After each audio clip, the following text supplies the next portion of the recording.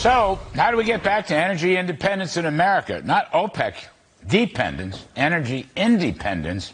Something tells me OPEC Plus not really interested in extremist climate policies. But joining me now, Mike Sommers, President and CEO of the American Petroleum Institute. Mike, welcome back to the show. What do you think these guys are doing? There's no market forces to do what they're doing. I mean, prices were stabilizing around. I mean, I know they dipped down to the mid-60s on the banking crisis, but that passed, at least for the moment. Prices around $75. What do they think they're doing? I mean, from a market standpoint, let's start there. We'll get to the policy in a minute, but from a market standpoint, how do you read it? Well, Larry, I do think that this is a consequence of when the United States sacrifices American energy leadership.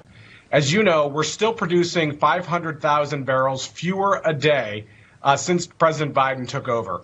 And we need to get American production back up to the levels of about 13 million barrels a day, which would put our destiny in our hands rather than in the hands of regimes that are hostile to American interests. And that's the real concern that we have. It's that we have sacrificed that American energy leadership over the course of the last couple of years. I mean, look, we've insulted the Saudis. We just insulted them, repeatedly insulted them. And as far as Russia is concerned, they're the co-conspirators here. I don't want to let them off the hook.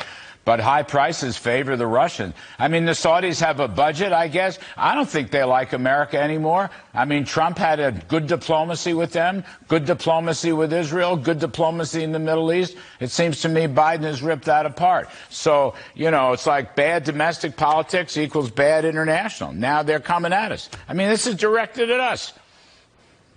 Well, fortunately, the House of Representatives just last week put forward a bill that would put the United States back in the pole position, back in a position of American energy leadership when the world needs it. We know that this war is not going to end itself. We need to be supporting our ally in Ukraine to push back on the Russian aggression.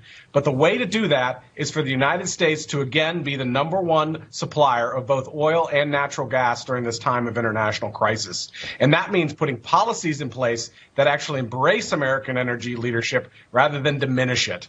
And that's been our concern over the course of the last couple of years, is a diminishment of American energy leadership. Unfortunately, the only reason that we've increased production in the United States is, one, because American producers continue to produce on private lands, not on public lands. And the only reason we're able to even produce on public lands is because of an act of Congress. It was Congress that had to step in and say that we had to have lease sales in the Gulf of Mexico, for example. Unfortunately, we've had 2 successful lease sales in the Gulf of Mexico just in the last few months. But again, that was because of an act of Congress, not because of presidential leadership. So we need to get back to the point where the executive branch is actually participating in American energy dominance, American energy independence, and being a leader again in the energy sphere. So, Mike Sommers, the H.R. 1 Lower Energy Cost Act, quarterbacked by Steve Scalise, coming out of the House Republicans, that's the right medicine in your judgment?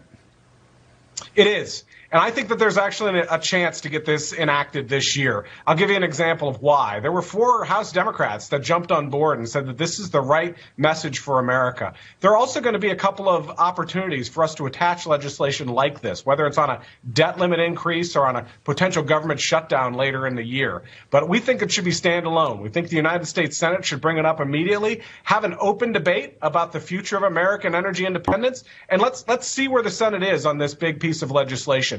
They've shown leadership in the House of Representatives. It's time for the rest of the government to show leadership as well. Mike Sommers, I couldn't remember, knowing you all these years, did you by chance grow up in California? I did not grow up in California, fortunately, because the way that they are going right now is the exact opposite way that the United States should be going. Yeah, so they're actually, putting in place. Let's talk about this Gavin Newsom. It's not personal. I actually personally like Gavin Newsom, known him for a while. But this price gouging bill, I think you're going to have daily reports from gas stations. They've already increased taxes and regulations.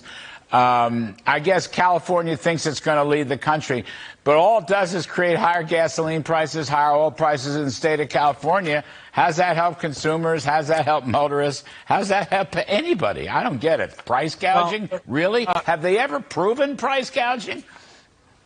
Governor Newsom should be looking himself in the mirror, because it is the state of California, the government of California, that has led to high gas prices in the state of California. They have almost double the gas tax of any other state in the United States. They've imposed a regime of a different kind of fuel mix that they have in the state that they mandate refiners to refine to.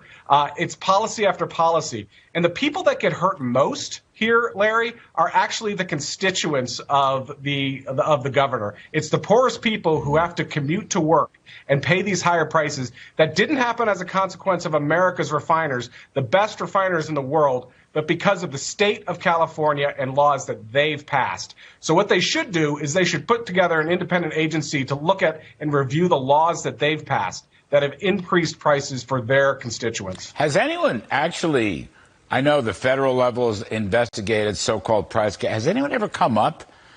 There are hundreds, maybe thousands of lawsuits. Has anyone ever proven price gouging? In fact, for over 100 years, the federal government and state governments have looked into this, and they never find any evidence of price gouging. What they find is government policies that are hurting American production and increasing prices on American consumers. So let me. It is governments that. No, I don't want to. You're on a roll. I just want to say it's here. How can we say this for the umpteenth time? These oil prices are market driven. And then gasoline is just a derivative of those market prices. Gasoline has come down because the market price of oil. The trouble I have with Saudis and Russia and OPEC Plus is they are interfering with markets again. And we, unfortunately, because of our flawed policies in the war against fossil fuels, we're allowing them. We're allowing them to interfere with market prices. That's my biggest beef here. Larry, you've hit the nail on the head. As you know, this industry is an industry of market takers, not market makers. Right. We respond to the price of gasoline. The price of oil is the main driver of gasoline prices, except in the state of California. When you impose a different fuel mix, when you impose significant taxes on California consumers, you're going to get higher prices. That is clear. And it's clear to me that what Governor Newsom wants to do is continue to increase those prices to drive this industry out of the state. Unfortunately, California for a long time has been a main producing state in the United States. They have vast resources, both offshore and onshore. We want to continue developing those. But this is a state that's chosen to move away, and it's only to the detriment of California consumers that they are doing this. And it's time for the people of California to just say stop.